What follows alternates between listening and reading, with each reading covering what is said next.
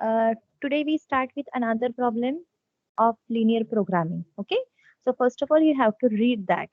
Actually, I shared something which is very important for me because, as you know, that whenever they provide linear programming problem, you have to formulate first and then you try to solve graphically. Okay, तो मैंने कुछ shaded region रखा है already और वो क्यों रखा है हम एक बार रीड करेंगे तो हमें पता चलेगा. Okay, A firm makes two product X and Y and has a total production capacity of 9 ton per day. Okay, that means there are two products X and Y. दो प्रोडक्ट है और दोनों का प्रोडक्शन कैपेसिटी जो है वो 9 ton per day है. देखो प्रोडक्शन कैपेसिटी यहाँ पर ऑलरेडी दिया है. Okay, X and Y require the same production capacity.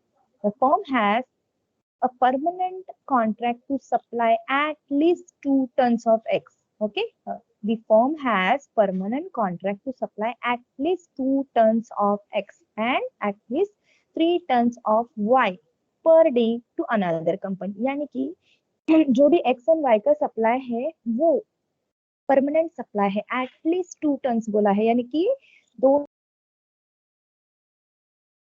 से ज्यादा हो सकता है पर 2 से कम नहीं होगा एक्स का प्रोडक्शन. और वाई का प्रोडक्शन एटलीस्ट 3 टन्स बोला है यानी कि 3 से कम नहीं होना चाहिए, 3 से ज्यादा भी हो सकता है. Okay, then next line, each ton of X required 20 machine hours production time.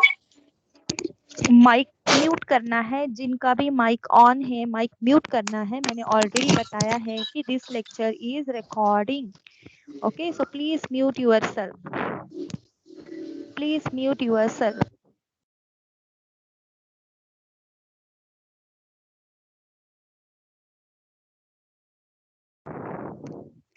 Okay. Each ton of X required 20 machine hour production time and each ton of Y required 50 machine hours production time. देखो X के लिए कितना required machine our है 20 hours है और Y के लिए Y product के लिए रिक्वायर्ड मशीन आवर्स कितना है 50 आवर्स है. ओके, और अभी आगे क्या दिया है, the daily maximum possible number of machine hours is, यानी कि मैक्सिमम मशीन आवर्स दोनों प्रोडक्शन को दोनों प्रोडक्ट के लिए लगने वाले मैक्सिमम आवर्स जो है वो 360 है. ओके, अब नीचे क्या दिया है, all the form output can be sold. Okay, अब ये जो प्रोडक्शन हुआ है वो सोल्ड किया है and the profit made is 80 rupees per ton of X unit and 120 rupees per ton of Y. ठीक है, तो एक्स को बेचने के बाद पर टन 80 रुपीज का प्रॉफिट बन रहा है और वाई प्रोडक्ट को बेचने के बाद पर टन 120 रुपीज का प्रॉफिट बन रहा है. तो आपको क्या करना है, it is required to determine the production schedule for maximum profit and calculate this profit.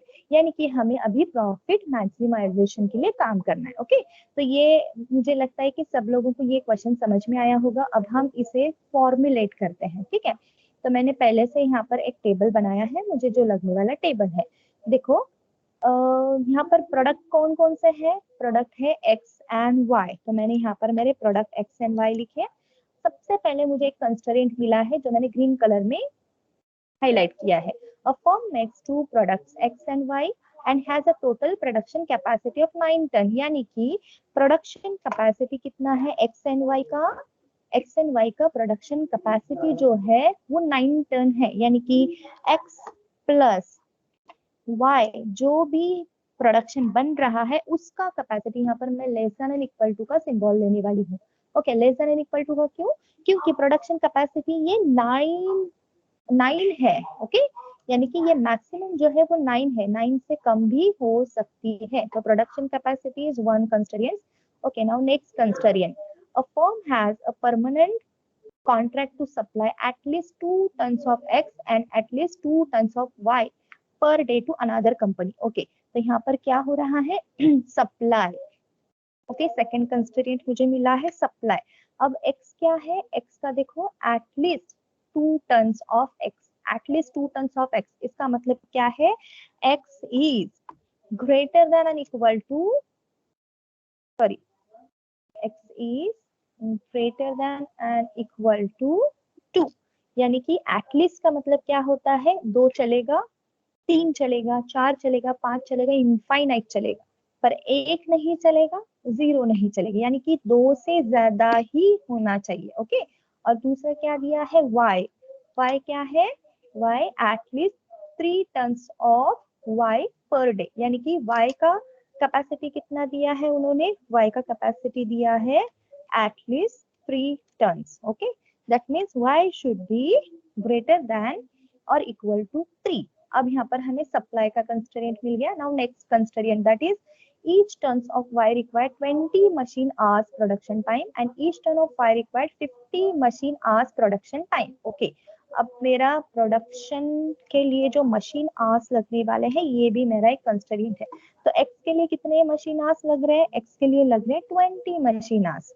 y के लिए कितने लग रहे हैं, y के लिए लगने वाले हैं 50 मशीन आवर्स। ओके, अभी आगे क्या दिया है, the daily maximum possible number of machine our is 360। Okay, maximum बोला है, यानी कि 20 आवर्स जो है वो प्रोडक्ट x के लिए लगने वाले हैं, 50 आवर्स जो है वो प्रोडक्ट y के लिए लगने वाले हैं, और ये मैक्सिमम है। तो यहाँ पर मैं लूंगी लेस देन इक्वल टू का साइन एंड 360। ओके, ये बन गया मेरा। अब देखो यहाँ पे टोटल एक्सप्लेनेशन से आपको ये समझ में आया होगा कि x is always greater than and equal to 0, है ना, क्योंकि x greater than and equal to 0 है, यहाँ पर x लेस देन नहीं है। यहाँ पर आपको पता चल गया है कि एटलीस्ट 2 यानी कि 2 से बड़ा, y क्या है एटलीस्ट 3 यानी कि अगेन 3 से बड़ा, तो वो हमेशा 0 से भी बड़ा ही होगा। ओके, सो y यहाँ पर लिखा मैंने। ओके, अब आगे देखते हैं क्या है, all the firm output can be sold and the profit of ₹80 पर टन ऑफ एक्स एंड ₹120 पर टन ऑफ वाई। अब प्रॉफिट मिला है। ओके, तो मैं यहाँ पर लिखती हूँ प्रॉफिट। ओके, ये मेरा प्रॉफिट है। प्रॉफिट एक्स टन को एक्स प्रोडक्ट को बेचने के बाद मुझे मिलने वाला है 80 rupees profit, and Y product को बेचने के बाद मिलने वाला है 120 रुपीज प्रॉफिट। ओके, तो आगे क्या है, it is required to determine the production schedule for maximum profit, यानी कि प्रॉफिट को मैक्सिमाइज करना है, यानी आपका ये हो गया ऑब्जेक्टिव। ओके, आपके पास बहुत सारे कंस्ट्रेंट्स हैं और इतने सारे कंस्ट्रेंट को लेकर आपको एक ऑब्जेक्टिव बनाना है, वो है जेड। ओके, तो अब जेड जो है वो किसके लिए बन रहा है, प्रॉफिट मैक्सिमाइजेशन के लिए। तो 80 रुपीज अगर एक्स प्रोडक्ट के बाद आपको प्रॉफिट मिल रहा है और 120 रुपीज अगर आपके वाई प्रोडक्ट को बेचने के बाद मिल रहा है, तो हमें ये देखना है कि हमें एक्स के कितने यूनिट प्रोड्यूस करने हैं और वाई के कितने यूनिट प्रोड्यूस करने, ताकि हम प्रॉफिट बना सके। ओके, तो ये होगा हमारा objective. So I thought everyone understand this concept. Okay, ये कंसेप्ट सब लोगों को समझ में आया होगा कि हमें ये मिल गया है ऑब्जेक्टिव। तो कंस्ट्रेंट क्या है, प्रोडक्शन कैपेसिटी हमारा कंस्ट्रेंट्स है। उसके बाद क्या है, सप्लाई हमारा कंस्ट्रेंट्स है। उसके बाद है मशीन आवर्स, वो भी हमारा कंस्ट्रेंट्स है। और ऑब्जेक्टिव क्या है, ऑब्जेक्टिव हमारा प्रॉफिट मैक्सिमाइजेशन है। तो इस क्वेश्चन से हम लोगों ने जितने कंस्ट्रेंट्स हमें लगने वाले थे वो सारे 1 बाय 1 हम लोगों ने यहाँ पर लिख लिए हैं। ओके, तो अब हम चलते हैं नेक्स्ट स्टेप्स के पास। तो नेक्स्ट स्टेप क्या है, पहले आपको इनइक्वालिटी यानी कि इनइक्वल क्वेश्चन जो है, इन इक्वेशन उनको लिखना है, फिर उन इक्वेशन की इक्वालिटी फाइंड करनी है। उसके बाद हम पॉइंट्स फाइंड आउट करेंगे, एक्स एक्सिस और वाई एक्सिस पे कौन सा पॉइंट आएगा, और उसके बाद हम शेडेड रीजन हमारा ओरिजिन साइड पे आएगा या फिर नॉन ओरिजिन साइड पे आएगा, ये चेक करने वाले। तो इसके लिए मैं क्या करूंगी, एक मैंने टेबल ले लिया है, एक टेबल है, इस टेबल में मैंने हमारे सारे इक्वेशंस लेने हैं। तो equation number 1, okay, this is my equation number 1। Equation number 2 क्या है, x is greater than and equal to 2। Equation number 3 क्या है, y is greater than and equal to 3। Equation number 3 क्या है, ये वाला, okay, sorry equation number 4। Okay, अब देखो ये इक्वेशन होते हैं क्या, नहीं, ये इक्वेशन नहीं होंगे क्योंकि ये ओरिजिन होगा। ओके, ये जो है वो ओरिजिन होगा, यानी कि x जो है वो हमेशा 0 से बड़ा होना चाहिए, y जो है वो हमेशा 0 से बड़ा होना चाहिए। इसका मतलब ही होता है कि हमारा जो भी ग्राफ आएगा वो ये वाला रीजन इसको डिफाइन करता है, यानी कि first quadrant. Okay, x greater then 0 और y ग्रेटर देन 0 आता है। तो सबसे पहले हमने इनइक्वालिटी लिखे हैं, उसके बाद हम एज इट इज यही इक्वेशन को यहाँ पर पेस्ट कर देते हैं। और आपको पता है कि इक्वालिटी में हम लोग क्या करेंगे, remove all less than and equal to sign and keep only equal to signs. तो जहां जहां पर भी लेस देन इक्वल टू और ग्रेटर देन इक्वल टू है उनको हमें निकालना है और सिर्फ इक्वल साइंस ही रखने हैं। उसके बाद देखो वन बाय वन हम लोगों को पॉइंट्स डिफाइन करने हैं। ओके, तो पॉइंट्स डिफाइन करते वक्त हम क्या करते हैं, डबल इंटरसेप्ट फॉर्म्स में लिखते हैं, यानी कि इसी इक्वेशन को हम अभी लिखेंगे कैसे, यहाँ पर लिखेंगे x divided by 9, okay, then y divided by 9 and 9 divided by 9। Okay, तो इसका मतलब मेरा फर्स्ट पॉइंट जो है ये वाले, मुझे यहाँ पर 2 पॉइंट्स मिलने वाले हैं और यहाँ पर मुझे 2 पॉइंट्स मिलेंगे x एंड y के। ओके, तो ये पहले वाले पॉइंट्स कैसे मिलेंगे, जहां पर x डिवाइडेड बाय 9 है वहां पर x इज इक्वल टू 9 मिलेगा और y इज इक्वल टू 0 मिलेगा। ओके, और दूसरा पॉइंट जो y डिवाइडेड बाय 9 है वहां पर मुझे पॉइंट्स कैसे मिलेंगे, x is equal to 0 and y is equal to 9। Okay, तो ये मेरी फर्स्ट लाइन के 2 पॉइंट्स मुझे मिल चुके हैं। ये मैंने कहाँ से लिए, इसको मैंने कलर कर दिया है, आपको पता चलेगा कि येलो कलर में जो है ना उससे मुझे फर्स्ट पॉइंट मिले हैं, ग्रीन कलर से मुझे सेकंड वाले पॉइंट मिले। अब शेडेड रीजन कैसे मिलेगा, शेडेड रीजन के लिए हम लोगों को चेक करना पड़ता है कि हमारा इक्वेशन जो है वो लेस देन इक्वल टू 0 को सेटिस्फाई कर रहा है या नहीं। अगर वो इक्वेशन सेटिस्फाई करता है, यानी कि लेस देन इक्वल टू 0 जो कंडीशन है वो अगर सेटिस्फाई करता है तो वो ओरिजिन साइड पे आएगा। यानी कि देखो अब ये मेरा इक्वेशन है, अब इस इक्वेशन में मैं क्या करूंगी, मैं इस इक्वेशन में x एंड y जो है उनको 0 पुट करूंगी। ओके, तो जहां पर भी x है वहां पर 0, जहां पर भी y है वहां पर भी 0। ओके, अब देखो 0 प्लस 0 ये लेस देन इक्वल टू 9 है क्या, yes, 0 is always less than or equal to 9। Okay, yes, इसका मतलब मेरा जो भी शेडेड रीजन आएगा वो ओरिजिन साइड पे ही आने वाला है। ओके, ओरिजिन साइड पे ही आने वाला है। Yes, shaded region should be on origin side. Okay, now equation number 2, equation number 2 में देखो x इज इक्वल टू 2 है, x इज इक्वल टू 2, तो हमें यहाँ पे डायरेक्ट पॉइंट मिलेगा, यानी कि x इज इक्वल टू 2 है तो यहाँ पर x का पॉइंट मिलेगा 2 और y का पॉइंट मिलेगा 0।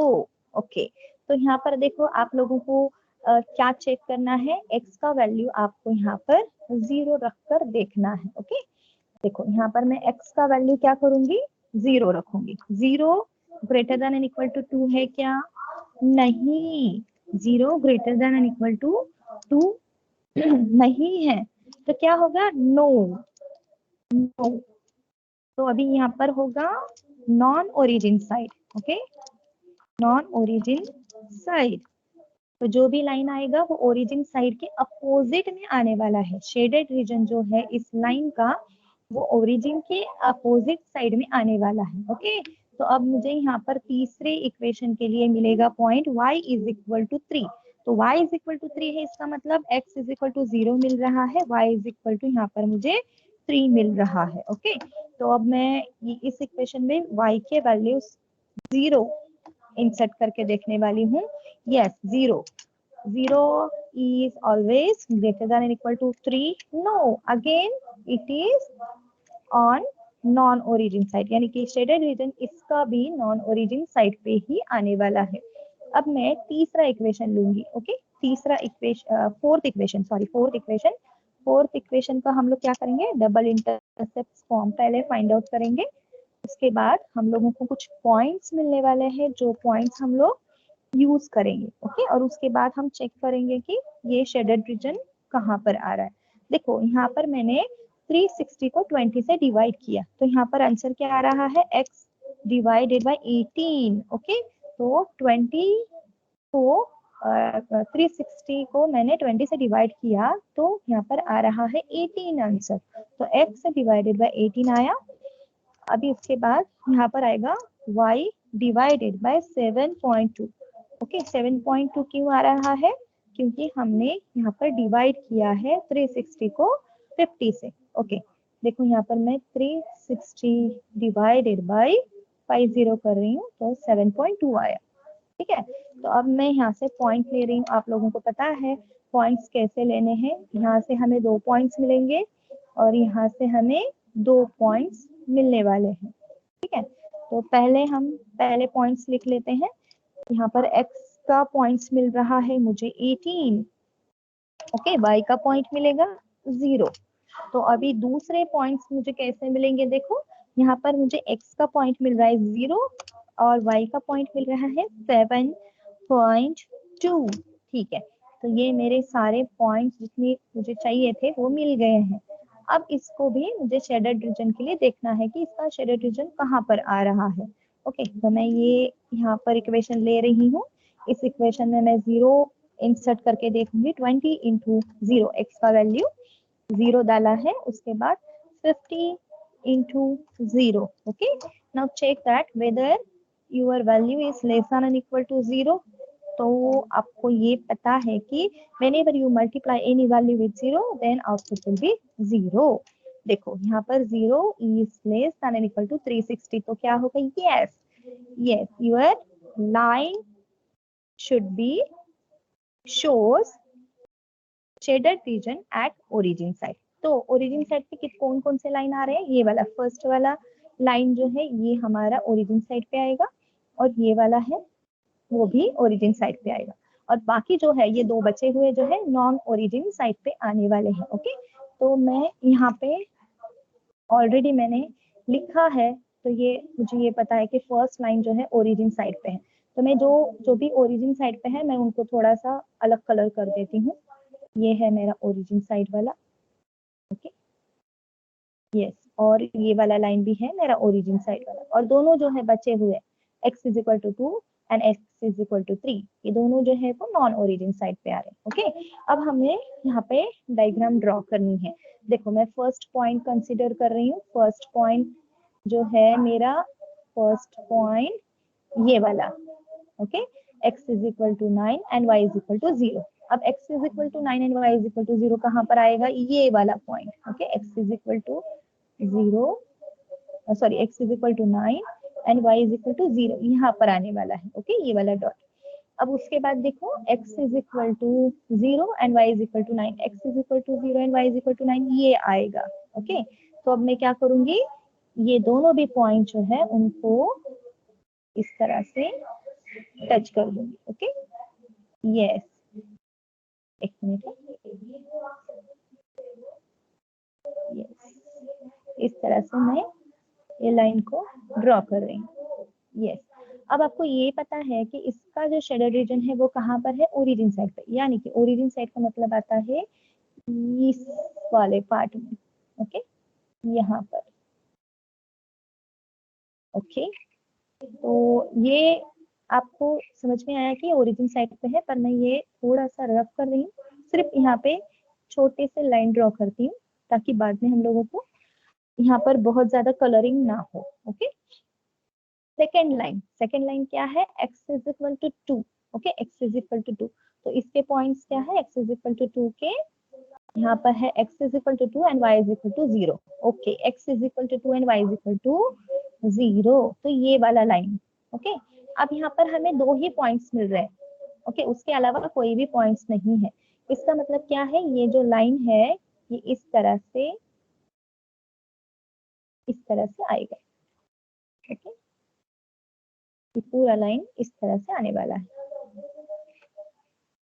Okay, this is my x is equal to 2। अब देखो इसका शेडेड रीजन कहाँ पे है, ओरिजिन साइड पे है या नॉन ओरिजिन साइड पे है, नॉन ओरिजिन साइड। इसका मतलब यहाँ, ओके, ओरिजिन साइड का मतलब क्या होता है, 0 के नजदीक, यानी कि यहाँ पर आएगा। ओके, यहाँ पर इस इसके करीब आने वाला है, पर ये जो लाइन है उसका shaded region non origin side पे है। ओके, तो मैंने यहाँ पर नाम नहीं लिखे हैं, मुझे पहले नाम लिखना है हर एक लाइन के। यहाँ पर है x इज इक्वल टू 2, क्योंकि बाद में कंफ्यूजन हो जाएगा कि ये लाइन कौन सा है। Okay, x is equal to 2। अब ये वाला लाइन जो था उसको भी मैं नाम लिख लेती हूँ, this is my x plus 9, sorry x plus Y is equal to 9। Okay, दोनों भी लाइन हमारे हो चुके हैं। ओके, अब हमें थर्ड लाइन देखना है, that is x is equal to 3। Okay, now again x is equal to 3 है। Okay, x is equal to 3, एक minute, no, that is y is equal to 3 है ना, y is equal to 3। Okay, so x is equal to 0 and y is equal to 3। तो यहाँ पर point मेरा थोड़ा सा गलत हुआ था, तो मैं इसको निकाल देती हूँ। यहाँ पर होना है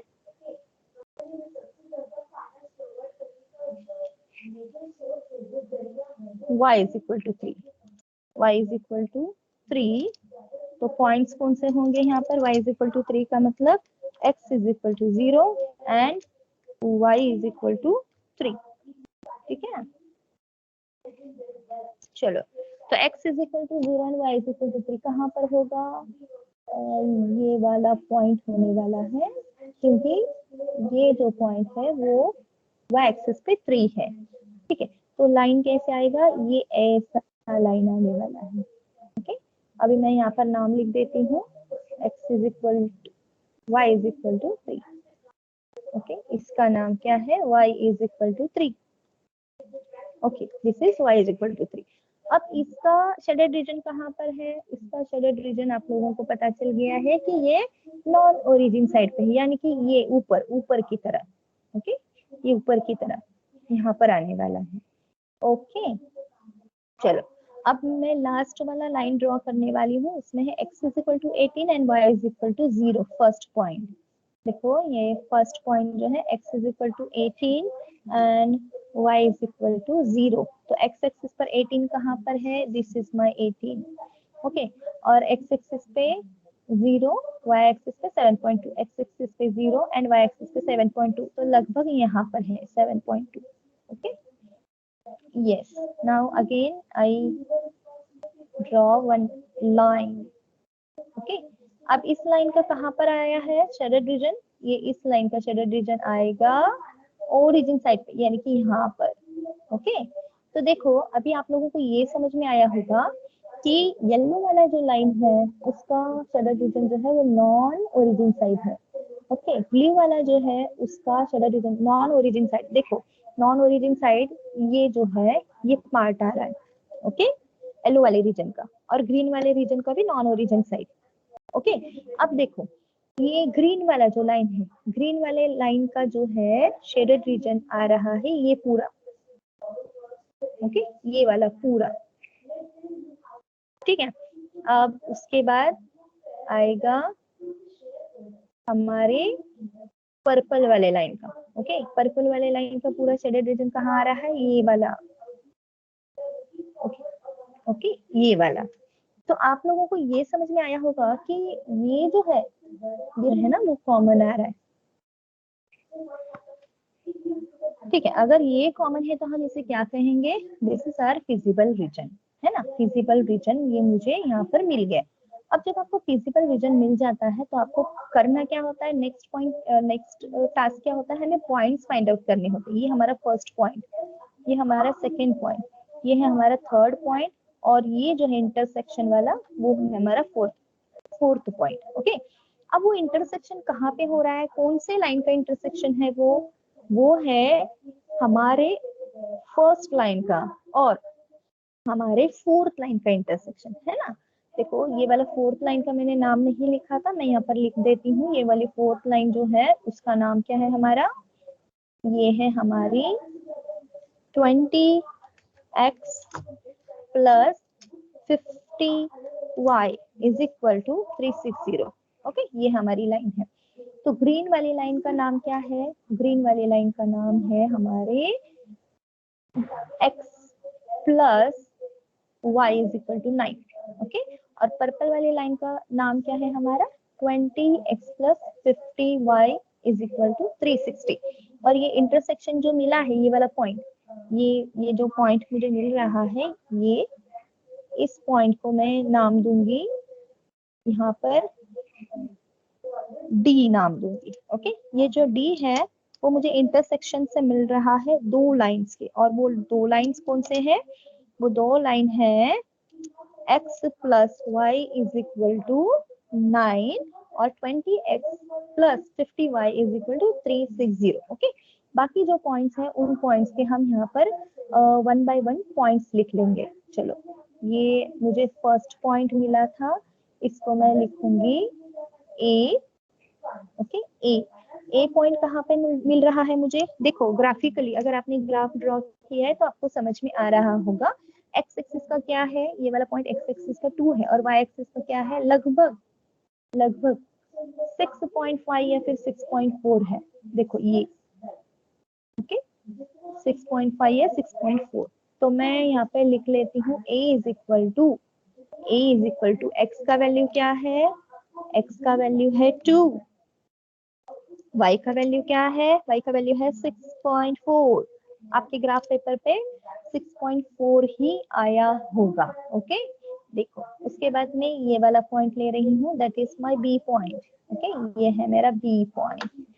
चलो, बी पॉइंट कौन सा है, बी पॉइंट है x is equal to 2 and y is equal to 3। देखो x एक्सिस पे 2 और y एक्सिस पे 3, तो यहाँ पे ये पॉइंट मिल रहा है। तो मैं x का क्या लिख रही हूँ, यहाँ पे लिख रही हूँ 2 और y का 3। ओके, x का 2 मिल गया और y का 3 मिल गया। अब मैं नेक्स्ट पॉइंट लूंगी, ये है मेरा c पॉइंट। ओके, ये है मेरा c पॉइंट। तो ये c पॉइंट्स कहाँ है, c पॉइंट मेरा x एक्सिस पे जो है वो है 6। ओके, देखो ग्राफ पेपर पे प्रॉपर 6 आता है, x एक्सिस पे प्रॉपर 6 आता है। यहाँ पर मेरा प्रॉपर नहीं आया है, पर मैंने डायग्राम ड्रॉ किया है तो उसमें प्रॉपर 6 आया है। ओके, तो x एक्सिस पे मेरा ये है 6 और y एक्सिस पे मेरा है 3।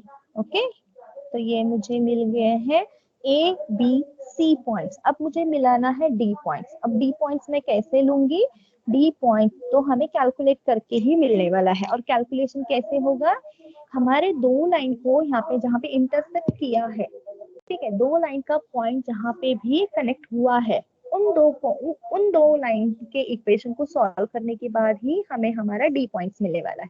यानी कि हमारा लाइन, ग्रीन वाला लाइन और हमारा पर्पल वाला लाइन। ओके, हमारे ग्रीन वाले लाइन का नाम है x plus Y is equal to 9 और हमारे पर्पल वाले लाइन का नाम है 20x plus 50y is equal to 360। Okay, so we get equation 1 as x plus y is equal to 9 and equation 2 is equal to 20x plus 50y is equal to 360. Okay, so already I have taken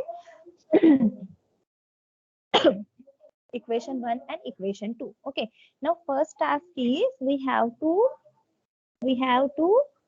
check that whether there is any similarity, है क्या, कोई भी similarity है क्या, नहीं है। तो हम क्या करेंगे, सबसे पहले हमें सिमिलैरिटी करना है। तो यहाँ पे देखो हमें एक इजी वे मिल जाता है, क्योंकि यहाँ पर है हमारा 20x। ओके, यहाँ पर है हमारा 20x। तो अगर मैंने इक्वेशन नंबर 1 को 20 से मल्टीप्लाई किया तो फर्स्ट वैल्यू जो है वो 20x बन जाएगा। तो ये मुझे आसान जाएगा, मैं अगर वो यहाँ पे सबट्रैक्ट कर रही हूँ तो मैं क्या करूंगी, multiply equation 1 by 20। Okay, multiply equation 1 by 20। अब मैं इक्वेशन 1 को मल्टीप्लाई करके यहाँ पर लिखूंगी। Okay, so I get a new equation that is a 20x plus 20y is equal to अब 20 से मल्टीप्लाई कर रही हूँ तो यहाँ पर आएगा 180। ओके, अब मेरा second equation as it is मैं लिख लूंगी 20x plus 50y is equal to 360। Okay, मेरा सेकेंड इक्वेशन मैंने एज इट इज लिख लिया है। अब मैं क्या करूंगी, सब्ट्रैक्शन करूंगी। सब्ट्रैक्ट इक्वेशन 2 फ्रॉम इक्वेशन 1, जो अपडेटेड इक्वेशन है ना, जो अपडेटेड इक्वेशन आया है मल्टीप्लाई करने के बाद, उससे मैं सब्ट्रैक्ट करने वाली हूँ। ओके, तो अब देखो सब्ट्रैक्शन करने के लिए हम लोग यहाँ पे माइनस साइन लेते हैं। ओके, माइनस साइन लेते हैं। सबसे पहले आपको ये समझ में आया है, ये 20x plus and 20x minus दोनों जो है वो कैंसिल हो जाएंगे। अब यहाँ पर देखो, यहाँ पर मैं लिखती हूँ 20y माइनस, माइनस क्यों है, क्योंकि यहाँ पर है प्लस का साइन और एक बार माइनस का भी साइन आया है, तो ऐसे आएगा इज इक्वल टू, क्या आएगा देखो, यहाँ पर हमको पता है 20y plus minus, plus minus क्या होता है, माइनस ही होता है। ओके, माइनस ही होगा। और साइन किसका लगेगा, 50 का, जो सबसे बड़ा है। ओके, 50 का साइन लगेगा, तो -30 यहाँ पर आंसर आने वाला है। ओके, तो यहाँ पर आएगा मेरा -30y। Okay, is equal to, इसी तरह से आप लोगों को यहाँ पर ये पता चल गया है कि 180, ओके 180 माइनस 360। अब यहाँ पर होगा क्या, माइनस ही होगा, पर बड़ा वैल्यू कौन सा है, बड़ा वैल्यू है 360, तो बड़े वैल्यू का साइन क्या है, माइनस है, तो माइनस साइन ही रहेगा। जब सब्ट्रैक्शन होगा तो माइनस साइन ही मिलने वाला है, तो यहाँ पर क्या आएगा, माइनस माइनस 180। Okay, 1 minute, -180। अब देखो माइनस माइनस दोनों भी साइड पे माइनस आया है, तो माइनस माइनस कैंसिल हो सकता है, यस हो सकता है, कोई जरूरत नहीं माइनस माइनस को रखने की, माइनस माइनस चला गया। अब देखो यहाँ पर 30y था, तो y के साथ 30 मल्टीप्लाई हुआ था, अब इसलिए मैं जो 30 है जो मल्टीप्लीकेशन में आया था, मैं उसको यहाँ पर डिवाइड करने के लिए भेज देती हूँ। ओके, अब मैं क्या लिखूंगी, y इज इक्वल टू कितना होगा, 180 divided by 30 is equal to 180 divided by 30 is equal to 6.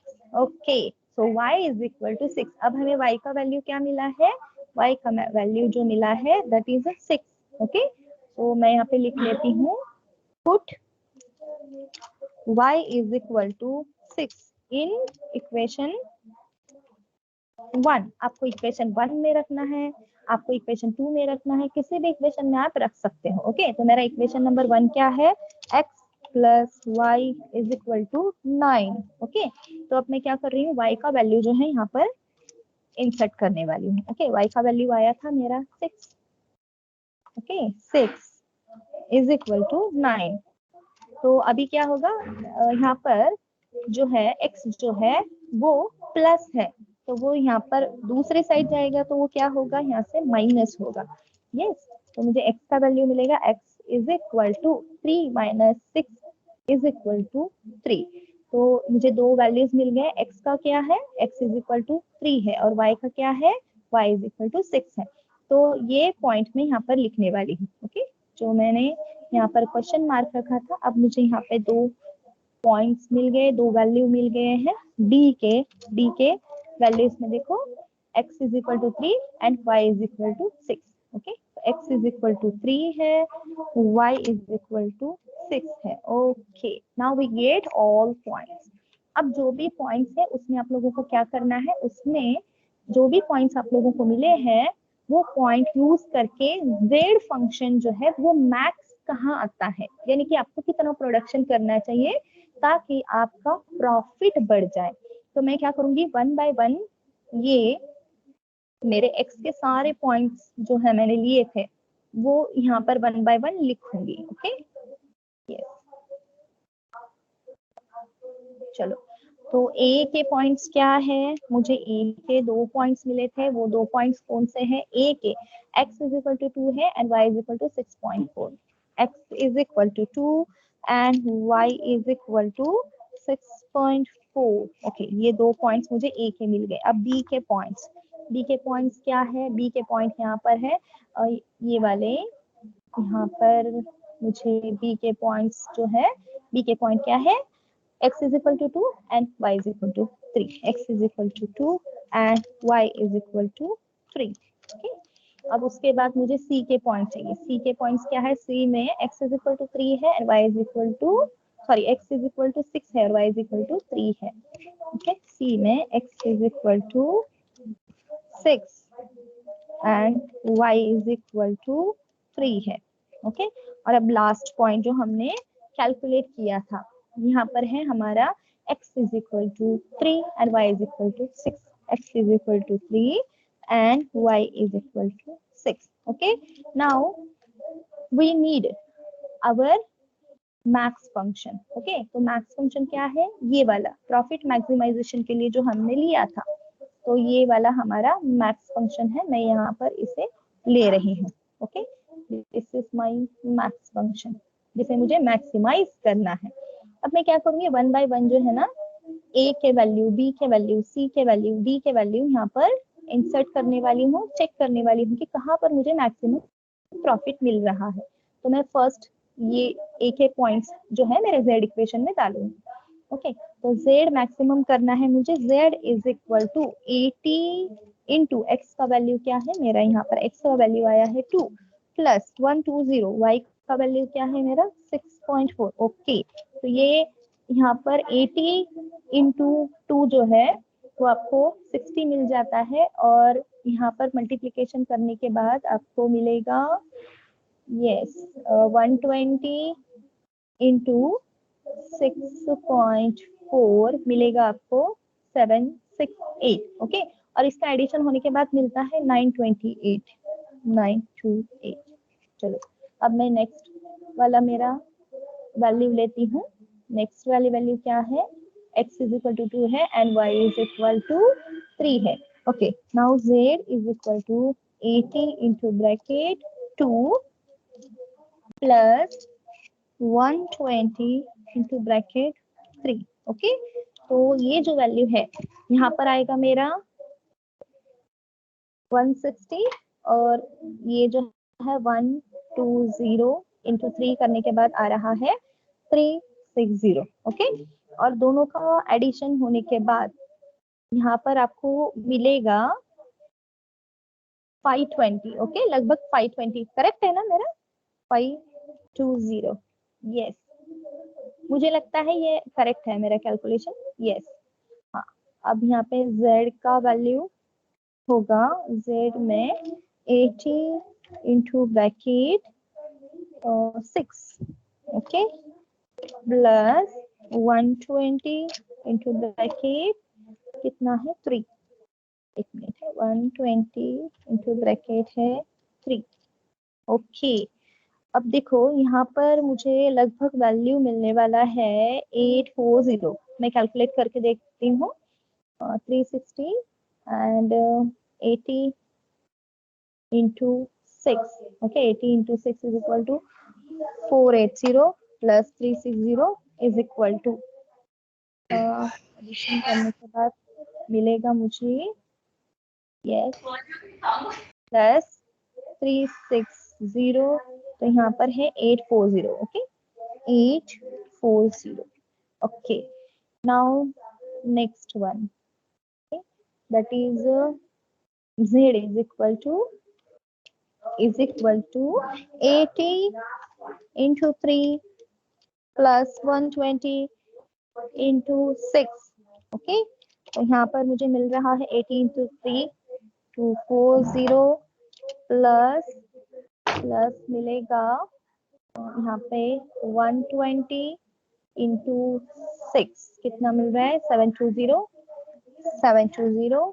अब इसको मैं ऐड करूंगी तो फाइनल वैल्यू मिलेगा 960। यस बेटा, yes, 960 is equal 960। Okay, now we have to check that where is our maximum profit. हमारा मैक्सिमम प्रॉफिट कहाँ है? ये है क्या 928? नो। ये है क्या 520? नो। 840 है क्या? नो। पर 960 है, यानी कि ये है मेरा मैक्सिमम प्रॉफिट। तो मैं क्या करूंगी? जहां पर मुझे मैक्सिमम प्रॉफिट मिला है, ये मेरे पॉइंट्स इंपॉर्टेंट है। ओके, जहां पर मुझे मैक्सिमम पॉइंट प्रॉफिट मिल रहा है, ये पॉइंट्स मेरे बहुत इंपॉर्टेंट है। यानी कि whenever you produce 3 unit of X and 6 unit of Y, your profit will increase.